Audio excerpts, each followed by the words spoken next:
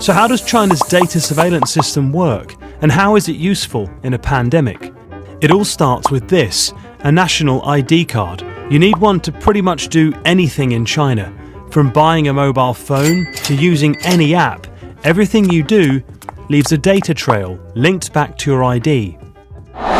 Called the social credit system. If any of these family photos, if any of your activities online, if your purchases, if your associations, if your friends are in any way different from what the government or the powers that be of the moment would like them to be, you're no longer able to purchase train tickets. You're no longer able to board an airplane. You may not be able to get a passport. You may not be eligible for a job. You might not be able to work for the government. All of these things are increasingly being created and programmed and decided by algorithms.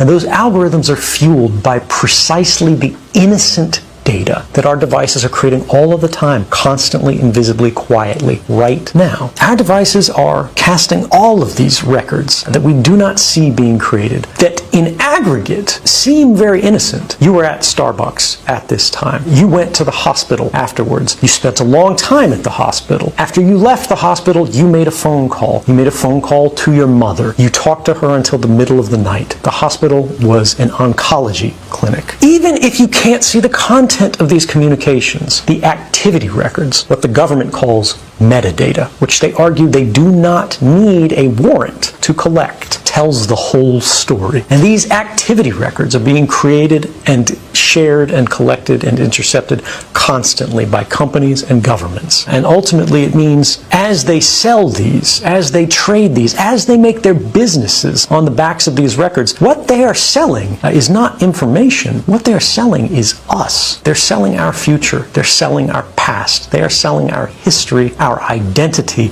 and ultimately they are stealing our power and making our stories work for them. So people keep asking me, what's the big problem with digital ID? Everything's already digital for us. That's not what digital ID means. Digital ID doesn't mean everything will be online or digital. It means that everything that you have right now will be encompassed under one digital ID that is governed by one entity, and that it can be shut off whenever they wanted to. So I found this picture on the World Economic Forum. I've already done a video on this using this exact same picture, but I will try and explain it a little better. So if you look at this wheel, this is everything that they want to encompass under the digital ID. And the dangers of that is because that means they will override the authorities that already govern some of these separately. So for example, you have a driver's license that's being monitored by the Department of Transportation. So for example, if you get a speeding ticket, they can't just go and cut off your cell phone or cut off your bank account until you pay it. With digital IDs, they can do that. So same thing with healthcare, right? Right now you have a health card that is being governed by the Department of Health. Well, if this comes in, they will just bypass that. So what they want to encompass in all of this is healthcare. Financial services such as banks. You will not be able to get in your bank, use your money if you do not get digital ID. Food and sustainability. Somehow they think that, digital IDs will help farmers produce better. No, it's just going to monitor them. Travel and mobility. You will not be able to book or fly or anything without this, so that they can monitor exactly where you are at all times. Humanitarian response. They're saying that in case something happens, it'll be easier to find you. Bullshit. They're just wanting to monitor you at all times. E-commerce. You will not be able to sell, buy, or anything if you do not have this. Social media platforms. You will not be able to log on to social media, no more fake accounts, if you do not have this. E-government, taxes, voting, EI, all of those things you will not be able to actually get if you do not have this thing. Telecommunications, cell phones, same thing. Smart cities, and that's where it gets dangerous. I can do a completely separate thing on that, but it's complete control because it says it's pretty much going to siphon data and see your energy usage, your utility usage, and traffic congestion. Now, if you add CBDCs to that, meaning the digital currency, they have absolutely all control over everything. Everything that you do, buy, say, own, everything. That's the dangers of it. So right now, if you get a speeding ticket, they can't just cut off your cell phone. With digital ID, if you get a speeding ticket, they can cut off your cell phone. And then they can track and monitor you, and they can also add carbon credits to your life based on how you shop and how you do this. This is to control the populace and basically corral the sheep into behaving exactly how they want you to behave. Otherwise, they cut you off from the rest of the world. And we've seen the Canadian government do this during the trucker protest when they cut off bank accounts. Completely illegal, and they've done it again since. But I guess some of the liberal dummies didn't realize that. Governments pretend to care about children to propose the most intrusive measures. Example, chat control. It's a ruse. The EU wants to scan private messages sent from your phone. They say it's about illegal material online, but in practice it means scanning everything that people say. Once again, it is a ruse. We're talking about social media ban for under 16-year-olds. A trick. They say it's to protect minors from addiction and exploitation, but it would inevitably require identifying every user through digital ID. Cyberbullying must be taken seriously, but it is up to parents, school and local communities to address that, and not the EU Commission, aka Ministry of Truth. Where does the EU Commission get off in assuming it has a say in how children are raised and what happens on local schoolyards? That would be subsidiarity, God forbid. But what would you actually do? You would monitor, you would verify, and you would scan. That is called surveillance. And putting one's own citizens under surveillance is the practice best known in totalitarian regimes. Do you really want to go there? All right. Shalom. I want to give all praise, honor, and glory unto Yahweh, Bahasham, Yahweh Shai. I want to give double honor to my apostles and elders that came before me that brought me into this truth. This video is, I really don't even have a title yet. But we're going to go into this digital ID system yet again. There were numerous videos that I stumbled across on the internet these last couple of days that I wanted to touch on. And simply just do another overview of this MOTB that's coming down the pipeline. Okay, that's coming around the hill. Okay, or coming over the hill. This society is getting prepared to see a massive turnaround. When I say turnaround, I'm talking about the amount of mirth that you're able to see, the people that are fascinated at the portions that the United States of America serves and doles out among the different restaurants. They're amazed because of the AC and basically how luxurious comparatively Americans have it against other countries. All of that is going to come to a screeching halt. Let's go to, prior to touching Revelation 13, Ecclesiastes, what is it here? Nothing new under the sun. Is that Ecclesiastes 1?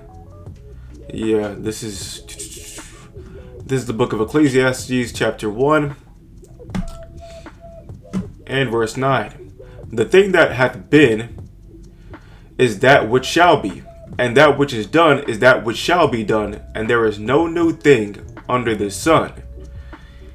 Is there anything whereof it may be said, see, this is new? It hath been already of old time, which was before us. So the same way you saw these different kingdoms rise and fall, that you see in the book of Daniel, the 7th chapter, all right, you see in Daniel, the 2nd chapter, you see these kingdoms get built up, but they all have the same far gone conclusion. They're going to fall to make way for the everlasting kingdom of Yahushai, spearheaded and orchestrated by the Heavenly Father Yahweh, and given unto the nation of Israel. Okay, the seed of the nation of Israel, which is the tabernacle of David, the 12 tribes of Israel all put together underneath the king Yahushua HaMashiach. Okay, whatever the case may be, again, the same way you see the Assyrian, Babylonian, Persian, Medes, Greeks, and Romans going into the Neo-Roman Empire, you saw those kingdoms rise. You're also going to see them, or if we haven't already seen them fall, we're going to see this last one fall. Okay? Nonetheless, let's go to Revelation chapter 13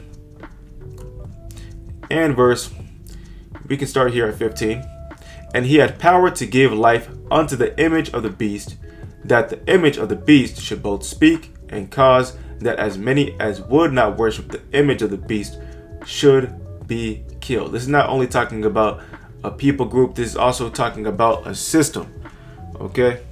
Because you need a system implemented to mandate what is right and what's wrong within a society, okay?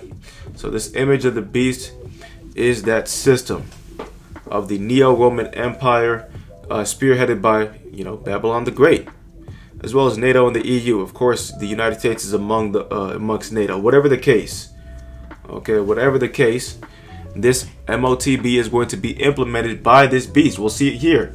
And he causeth all, both small and great, both who? Small and great, rich and poor, free and bond, to receive a mark in their right hand or in their foreheads. Okay? So they're going to be, or these people are going to be receiving a mark in their right hand or in their foreheads, going into this RFID technology. Okay? And these people are making it that much more, or these people, matter of fact, let me see here. Palatable. I want to see if that's a palatable definition. I don't know if that's going to fit here. Palatable definition. Agreeable to palate or taste, agreeable or acceptable to the mind. Yeah, they're making it more palatable to the masses to the masses. The more you see that crunch in this economy, to the point where you have automakers like Ford and GM looking to stop independent independent body shops or independent car mechanics.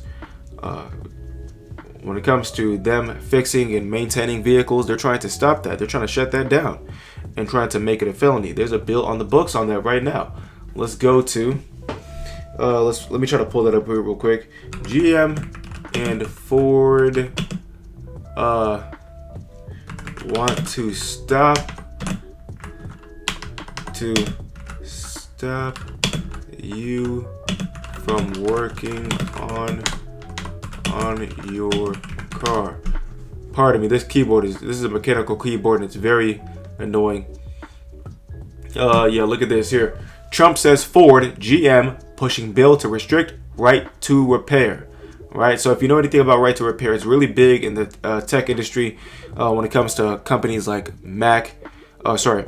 Apple, companies like Alienware, or really Dell, but Alienware as well, and what is it called? I almost called them Monster. What are they called? That's how irrelevant and garbage they are. Shoot. What is that company's name? Shoot. I wish I could remember. But they make gaming PCs. Whatever the case. These companies have, they have laptops, desktops, typically laptops though, in which people pay, sometimes thousands of dollars for them. But whenever, your laptop breaks or a component breaks, like your hard drive or your memory or, God forbid your battery fails, then, you should be able to replace that part. If a computer or a laptop takes a decent amount, or if it's a decent age, let's say 5-10 years, let's say 7 to 10 years, right? Let's say the hardware is still pretty up to snuff. The computer still runs fine, and your battery is failing, right? Now you need to do what? You have to replace the battery.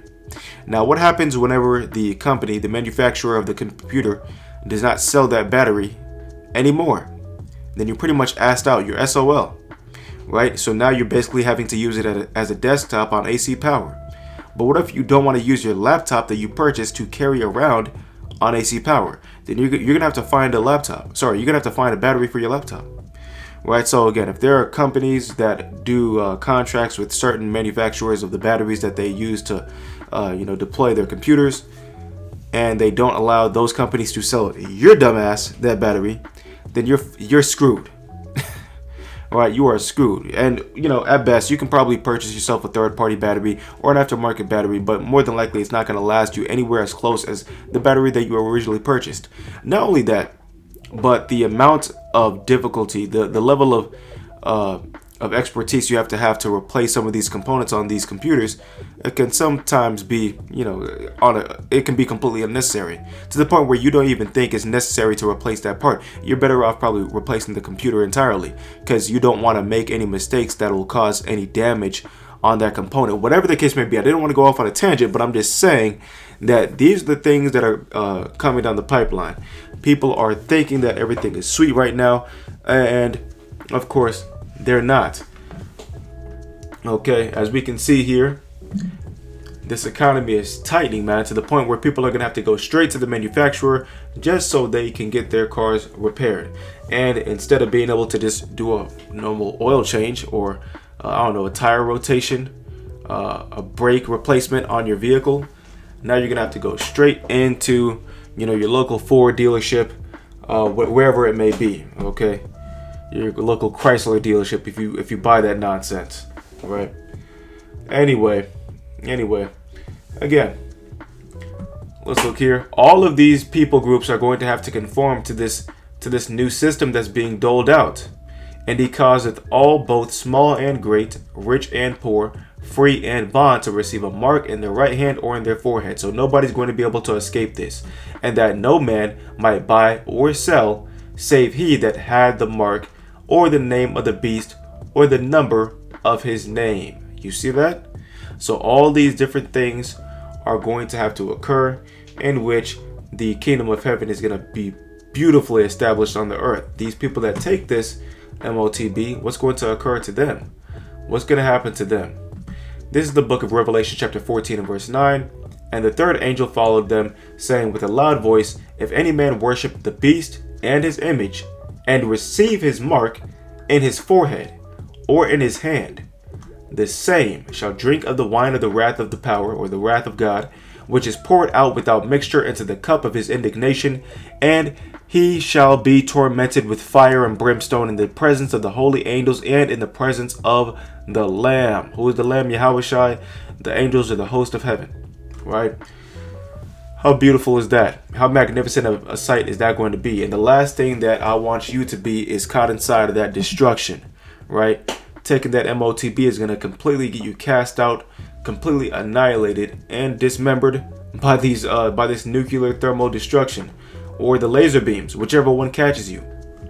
All right, let's go here. Oh, pardon me, not 15. Look at this here. So this is the book of Revelation chapter 16 and verse 1. And I heard a great voice out of the temple saying to the seven angels, go your ways and pour out the vials of the wrath of the power upon the earth. And the first went out and poured out his vial upon the earth, and there fell a noisome and grievous sore upon the men which had the mark of the beast, and upon them which worshipped his image. You see that one? So how do you do the ultimate form of worship? You take that mark, right? You don't only bow down to whatever kind of statue these people might put up, whatever they may do, right? But ultimately, the ultimate worship of this beast is by taking that mark, okay? That is completely selling your soul over to this world and to this beast, right? Which is the Neo-Roman Empire, right? That's comprised of, the EU, NATO, spearheaded by the United States of America. But whatever the case, there was something else I wanted to get into. Yeah, let's go to Daniel chapter 2. We're not going to go through the entire dream, but we do want to get, let me see here, bear with me just a moment, I have to find this. Yeah, here it is.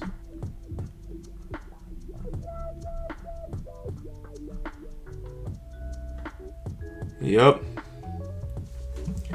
Here it is, Daniel chapter 2 and verse 35. Then was the iron, the clay, the brass, the silver, and the gold, going into the Babylonians, the Medo-Persians, the Greeks, and the Romans, right? As well as, of course, going into the Neo-Roman Empire. But again, the Greeks and then the Romans Then was the iron, the clay, the brass, the silver, and the gold broken to pieces together, and became like the chaff of the summer threshing floors, and the wind carried them away, that no place was found for them. And the stone that smote the image became a great mountain, and filled the whole earth.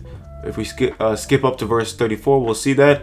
Thou sawest till that a stone was cut out without hands, which smote the image upon his feet, that were of iron and clay, and brake them to pieces. Who is that stone? That's Yahushua, the tried stone, right? Yahushua Hamashiach, the Savior of the children of Israel, is going to pull up on the scene with that band of angels and completely overthrow this place in a massive catastrophe. Not only Yahushua and the band of angels, but the Heavenly Father's ordained arrows to come and destroy all the United States of America, completely leave it as a lake of fire.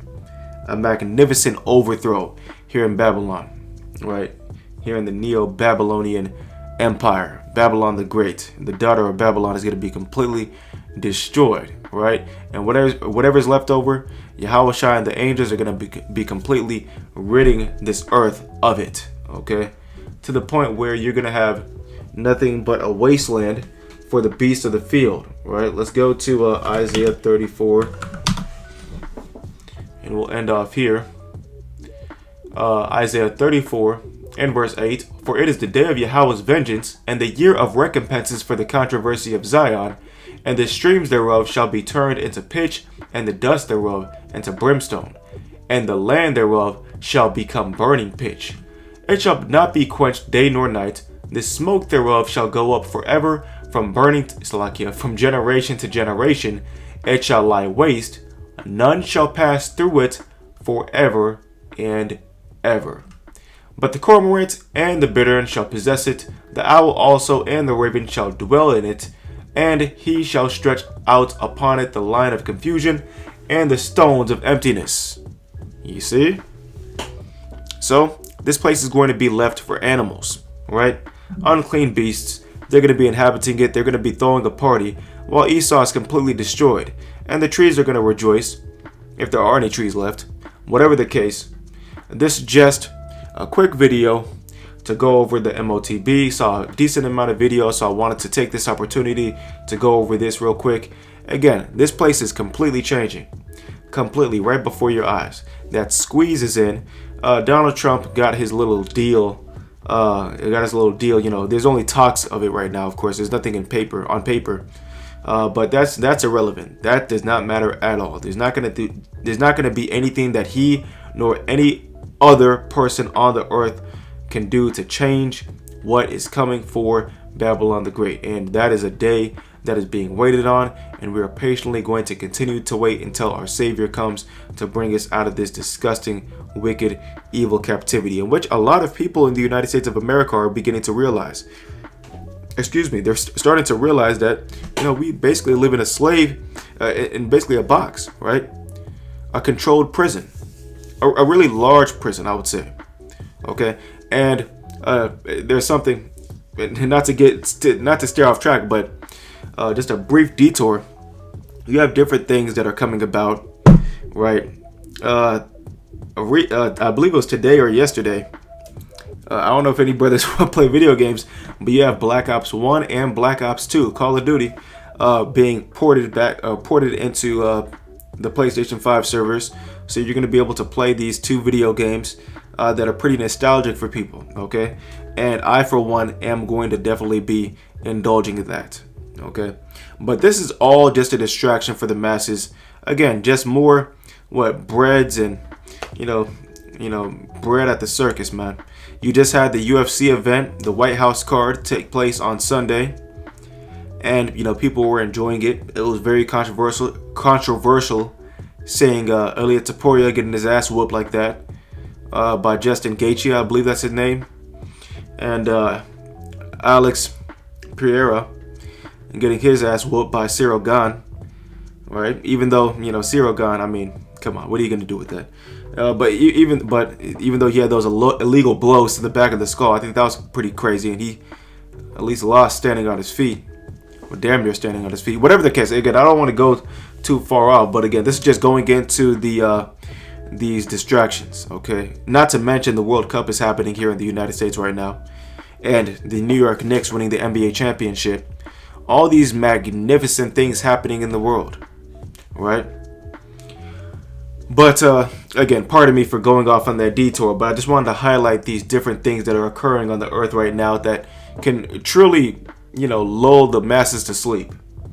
All right, but Lord willing, this is edifying. Again, just another opportunity to go into the MOTB and the B system that's culminating or coming to its final manifestation, right?